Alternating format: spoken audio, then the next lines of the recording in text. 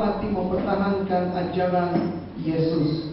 Nah, sementara Protestanisme ini membawa pekabaran yang baik untuk kita semua, sebagai gereja Adventist kita keluar daripada Protestanisme ini, ada sampingan negatif yang dibawa oleh Protestanisme yang tanpa kita sedar. Yang tanpa kita sedar, ada 3 sebenarnya. Sampingan negatif dari Protestanisme adalah yang pertama, dia telah mewujudkan sekularisme. Apa itu sekularisme? Sekularisme adalah menjalani hidup terpisah daripada Tuhan, kehidupan yang sekuler. Ini yang pertama, yang menyebabkan hidup itu seolah-olahnya Tuhan itu tidak ada. Melihat beda ini, there's probably no God, so now stop worrying. Ya, jadi dari sampingan negatif dari Protestanisme itu adalah wujudnya kumpulan sekularisme. Ya, sementara Protestanisme itu membawa banyak kebaikan, dia juga membawa sampingan negatif kepada dunia. Inilah zaman di mana lahirnya dunia ilmuwan ataupun dunia pemikiran. Ya, saya masih ingat waktu saya di tingkatan 4 kami belajar mengenai revolusi Prancis, revolusi Amerika, revolusi apa lagi sudah sejarah ya. Jadi inilah abad akibat daripada, inilah sampingan dari Protestanisme. Nah, yang kedua, ada 3 daripadanya adalah disebut rationalism, yang memikirkan bahwa pengetahuan boleh diusahakan oleh akal manusia dan bukannya pada yang telah Tuhan tunjukkan di dalam Alkitab. Dengan ini datangnya penafian terhadap mukjizat. Jadi rasionalisme berpikir bahwa pengetahuan itu lebih penting daripada apa yang Tuhan telah tunjukkan di dalam Alkitab. Jadi apa yang kamu pikirkan itu betul dan boleh dibuktikan dengan sains, itu adalah kebenaran. Dan kebanyakan agama-agama pada zaman sekarang ini wujud kerana rasionalisme. Dan salah satunya adalah agama jiran kita, agama rasmi Malaysia. Agama rasmi kita tidak boleh wujud kalau tanpanya ada bukti sains, ya, dalam bukti sains, rasionalisme. Dan jadi kita lihat sampingan negatif yang dibawa oleh Protestanisme. Ini yang kedua. Sampingan negatif yang ketiga yang dibawakan oleh Protestanisme dibawa masuk ke dalam gereja dan kita sebut humanism, yang membuat manusia pusat dari segala sesuatu. Semua menekankan kepada nilai potensi, pikiran wajar, menyelesaikan satu masalah secara rasional. Dalam kata yang lain, humanism ini mengatakan bahawa segala masalah kita boleh selesaikan. Yang tidak perlu Tuhan, kita boleh selesaikan masalah ini. Ada jalan kepada penyelesaian kepada masalah. Bila terjadinya banjir di Seremban, ada jalan penyelesaiannya. Bila terjadinya gempa bumi di Sabah, ada jalan penyelesaian kepada gempa bumi tersebut. Jadi humanisme mengatakan bahwa kita tak perlu Tuhan. Semua masalah boleh diselesaikan. Saudara dan saudari, masalah dia di sini adalah bukan semua masalah kita boleh selesaikan dengan kepandaian kita sendiri, betul tidak?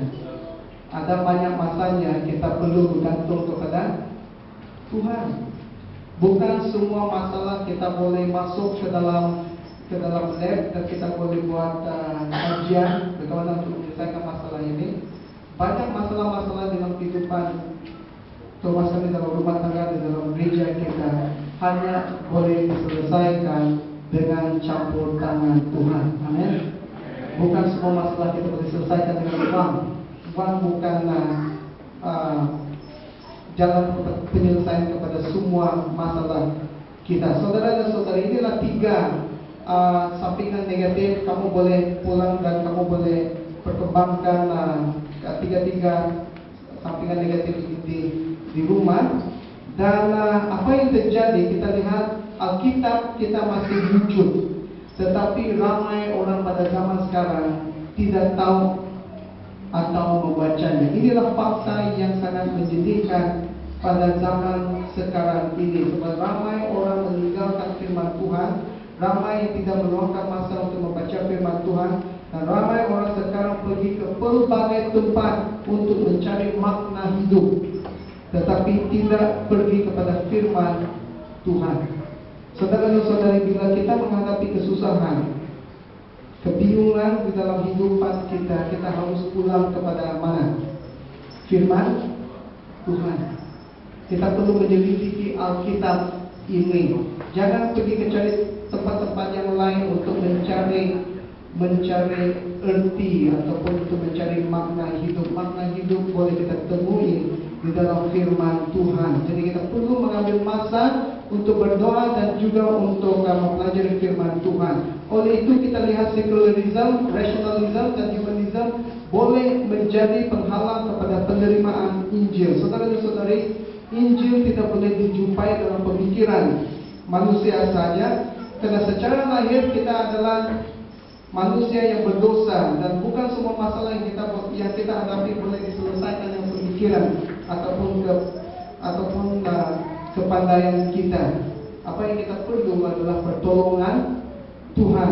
Oleh itu peniupan sangkakala yang keempat merujuk kepada apa?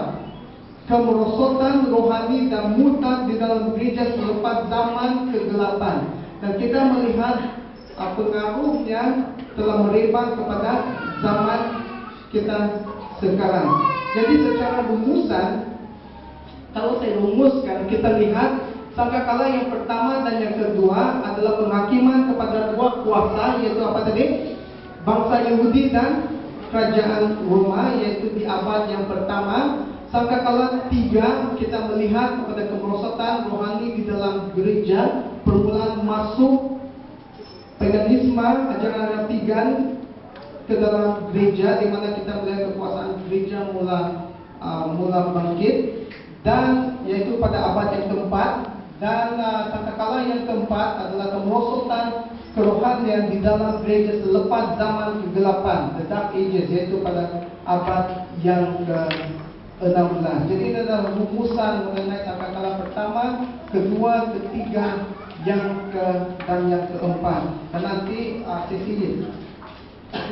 yang terakhir kita akan lihat sangkakala yang kelima dan yang keenam, di mana kemerosotan itu semakin mendalam, keadaan kerohanian di zaman kita ini sekarang. Mari kita lihat, kita tutup dengan ayat ini dalam Yeremia 29 ayat 13. Dikatakan di sini, apabila kamu mencari aku, kamu akan menemukan aku. Apabila kamu menanyakan aku dengan segenap hati. Saudara dan saudari, Yeremia memanggil setiap seorang kita untuk mencari Tuhan setiap hari. Kadang dunia yang kita lihat ini semakin hari semakin meruncing. Kita hidup di dunia yang sangat-sangat gelap. Teknologi, pendidikan, dan sebagainya boleh mengambil alih perhatian kita daripada firman Tuhan.